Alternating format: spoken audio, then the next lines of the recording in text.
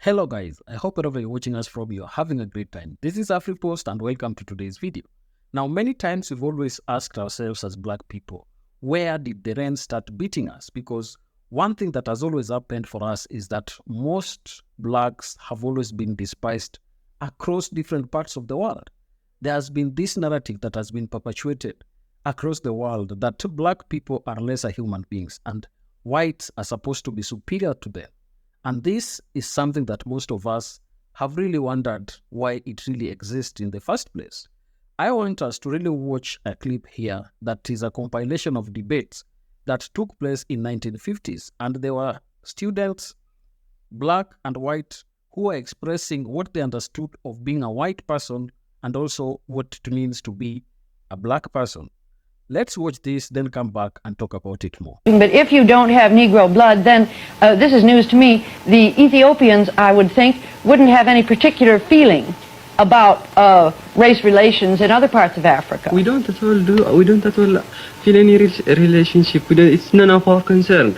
I mean, we just don't care about it. As we don't have the Negro blood, we shouldn't have to worry ourselves. I mean, the color you might, the color of my face, it's just dark because it's due to the exposure of the sun.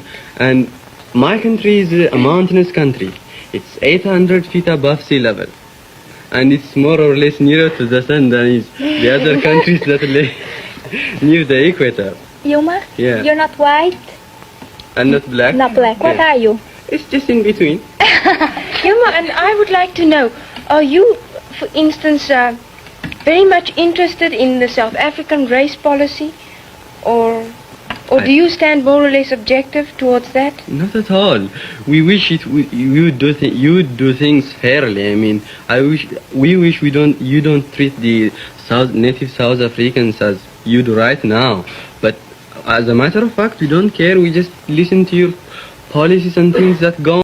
You don't give them education, how can they ever be in that Congress? So you do give them education, that is the solution. But they don't, you see, you give them their education and they are living separately. They don't know what the whites are, how the whites act, and they won't have the same opinion as the whites then when they go to that Congress. What is the point of bringing the blacks and the whites together if their educational They will standards are so much understand each different? other, they will understand each other. They will have the not same opinions. Not if the one group is very well educated and the other group is illiterate. One must bring the blacks up to the standard of the whites, not bring the whites down to the standard of the blacks. Well, you can bring the blacks to the standard of the whites by intermingling them. Why can't you? Do you mean that if the whites get in contact with the black people, that they will just go lower instead of bringing up the black people? Well, if they have universal education for everyone, what will happen is that either the standard of education will fall, as you admitted it would happen in India. You admitted that if everyone was given education, the standards would fall. It would be exactly as you did on that television program on education. No, I didn't admit it. Did I admit that, Mrs. Waller? I seem to remember that you did. Anyway, if this were to happen, the white settlers would send their children to Europe for education. You see, which would even lower the cultural standard of Kenya even further. Yes, but Your words. Americans are not facing the problem. They are aware of it. But as long as the majority are content to say that time will solve it, they are taking a negative approach.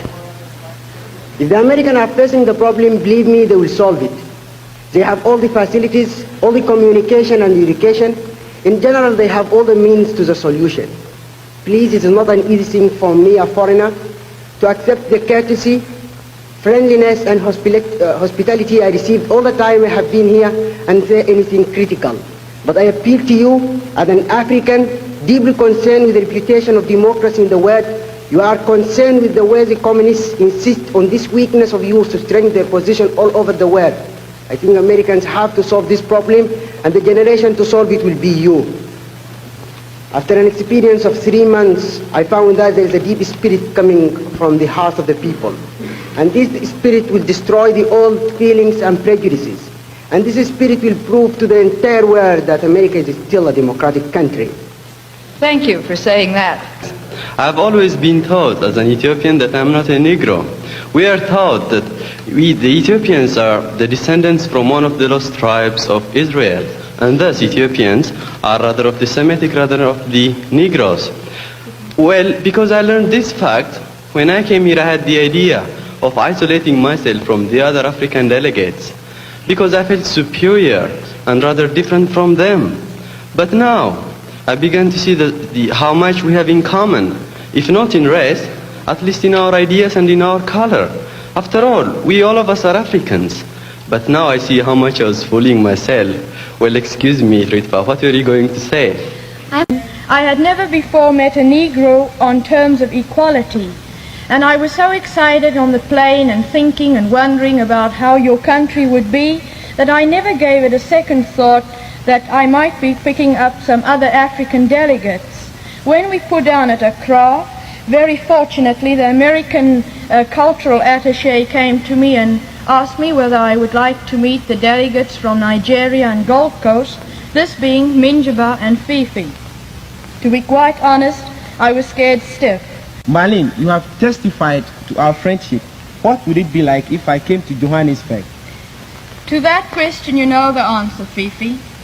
But your question gives me a chance to say this, and this is something I've been wanting to get off my chest for weeks. I think I have a better understanding of how an American Negro feels deep inside than most of you white Americans. For 3 months now I have been judged by most of you, not for what I am, me, Marlene Root, an individual, but by your preconceived judgments about my country. Now, Fifi, I would like to answer your question directly. If I went to Accra, it would not be the same, and if you came to Johannesburg, it could never be the same. Through no happenings of our own, we both would be prisoners. The white man must come to his senses. He must swallow his pride, you see. This whole thing is based on just foolish ideology. I mean, this question of color, using color as a basis of superiority or inferiority. You see, the whole thing is foolish, and, well, either the white man swallows his pride and avoids what is inevitable and tries to live with the Negro peacefully, or, well, if, as I've said, the Negro is politically inarticulate, he doesn't vote. What stand do you think that the South African government should take? Of course, you abolish your policy. I just don't understand why color is so important. I guess it's because I come from Brazil, where we don't have 2 colors, but about 20, as a result of intermarriage. I've been told that here in America, if a Negro tries to move into a white community, they make it very difficult for him. Why? Because society is against it. Society is just a set of stubborn, narrow-minded little rules that nobody dares to change. Until people start breaking these rules heartily, complete integration won't be possible. The Negro does not need a home. He can sleep under a tree. Well, not only is this absolutely fictitious, but he forgot to mention the fact that brick and concrete trees, known to most people as houses, are costing thousands, millions of dollars of the white taxpayers' money annually. What did you say? I didn't get the point. Said what houses? Well, you see, this journalist said that Dr. Yes, Milan... I got that point. You say what houses costing the government millions of dollars? I what said houses? Concrete and brick and cement houses for the Bantu peoples. But these are the Bantus that are working for you in the factories. How did you get the money? They got the money, they mined the gold, got the gold, and you sold the gold outside. You got the money and you say the money is yours. Of course You can't do that's a contradiction, Look, please. we came along, we bought the machinery, we developed the mines. From where did you get the machinery from the mines in Johannesburg? Do you own the No, mines? we got Who our worked the machinery. mines? We got our machinery from Great Britain. From the money that was picked, what was got with the diamonds and How the did you get the diamonds out of the ground? No native labor there. How did you get the diamonds out of the ground? They weren't dug out of the ground. They were alluvial diamonds. No native labor there, my boy. What do the natives do? You know what, Suzanne, one point you must get right down to the crux of the matter is that in this country, the Africans are really the backbone of your economy. And it is one of that cases where you get this question of man's inhumanity to man. And every day you come here to complain about misrepresentation in the American press. In the actual matter of fact, the American press is giving a fairly good view of the whole situation because they have a color problem themselves. Have you been to South Africa? I wouldn't even pay a penny to go there. Well, then, how can you talk? How can you talk? Because I have the facts, people who come in there, get every people, no means of living. How can I go there? I want a house, I want a home, I want position in society. Well, look, they're getting it. They're getting exactly what they want. It's high time Ethiopians come to the site where exactly they are. I usually wonder, are you Negroes? You are not Negroes. You say you are not Negroes. Are you white? You're not white. What are you? Well, I told you the answer. We are not Negroes. We are one of the lost tribes of Israel. It's just because our faces are burned Yes, that we look like I've Negroes. got the point, you are lost. I think that makes a conclusive answer. I never felt that I was a Negro till I came to this country. Why? Because my tutor in the monastery told me that I was not a Negro, but I was a sunburned Hebrew. You mentioned that you have prejudices against Mohammedans. I am a Mohammedan, and I have prejudices against Christians too in southern Nigeria. You said you have prejudices against Christians in southern Nigeria. Is that particularly because they are Christians? I'm a Christian myself, but I have no prejudice against Mohammedans. I rather prejudice against whites. But why have you got prejudice against the whites in the Gold Coast? I think it's sort of this kind. At first, I was not prejudiced against whites anyway. I was prejudiced against fellow Africans because I had some opportunities which some of the Africans didn't get. I was brought up in a city. I lived the Western way. I dressed the Western style, and I did everything Western. And so I was looking down upon fellow Africans who live in the villages, in the rural areas.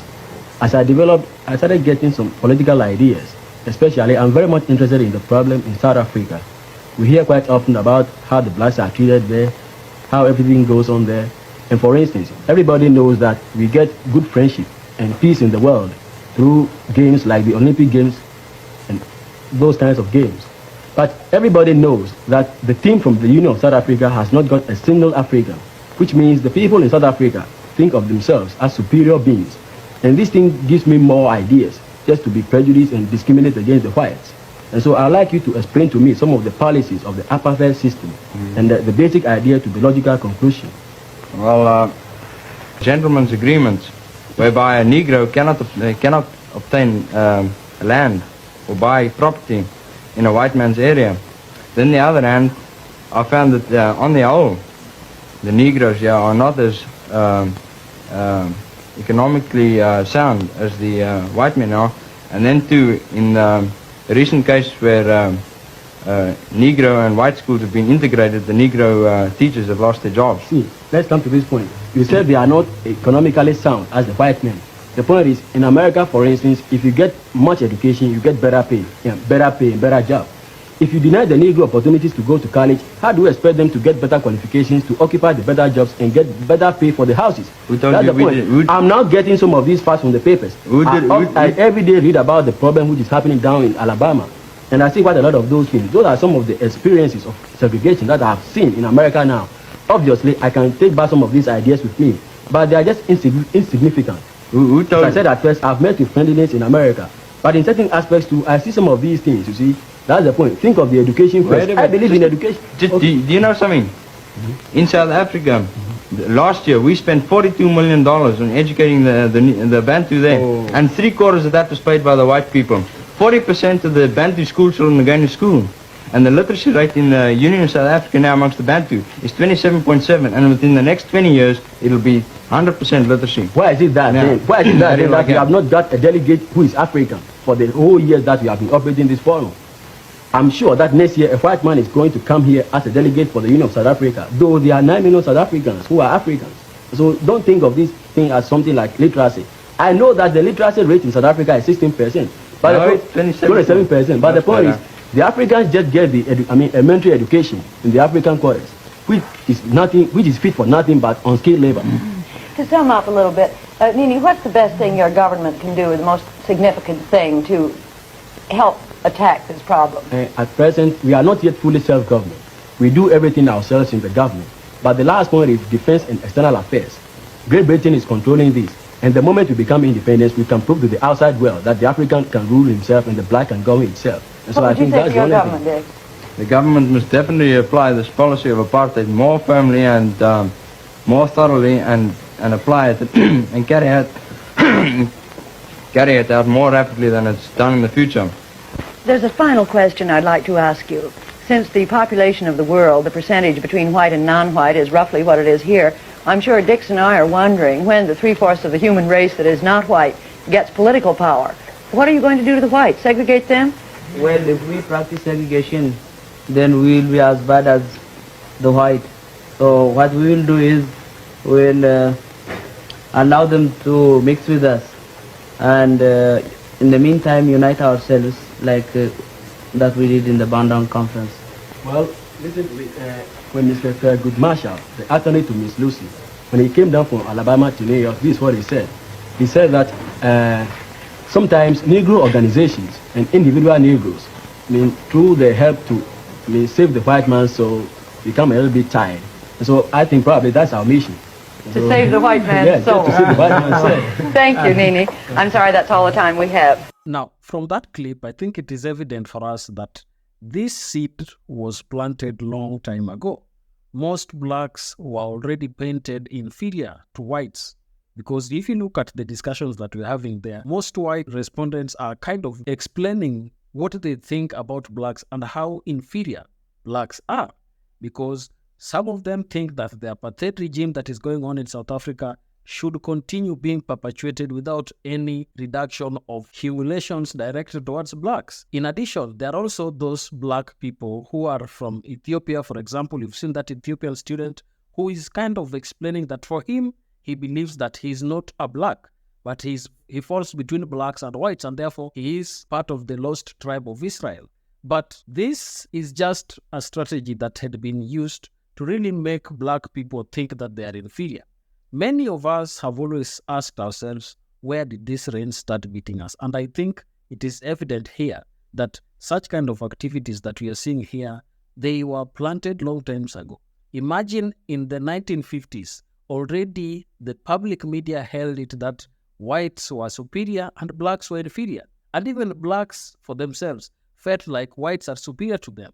And even if you look at those white students, they believe that whites are superior to blacks and that whites are more educated and therefore they should be held in high regard compared to blacks who are uneducated. In fact, during those times, most African countries had not gained their independence, and therefore the level of education within the continent was a little bit lower. But one thing that I want to talk about here is the fact that this yardstick that is being used to judge blacks, is it really a genuine yardstick? Because the education that we have right now and we can brag about is not our African education. It is an education that was derived from Western powers. They decided to give us the education, give us their lifestyle, change our language, and give us their own language, and even change our names. So if you look at the kind of discussions that the students are having there, I think for me, I can say that we as Africans were educated in our own way. Just because we were different, that does not mean that we were not educated. We were educated in African ways. We understood who we are. We understood how we are supposed to relate with nature.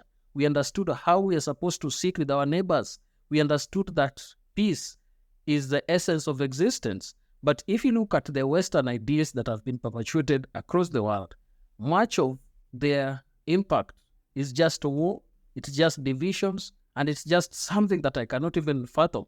So I think here we are supposed to come out and say strongly that Africa must know itself. Even for the students, the African students who went to Europe and even to United States for further studies, it is very evident for them there that they don't understand who they are. Some of them, just because they're being told they are not blacks, they think they are not blacks. And because of that superiority complex that has been perpetuated about white people, you see that some blacks who are a little bit light-skinned feel that they cannot really be categorized as blacks.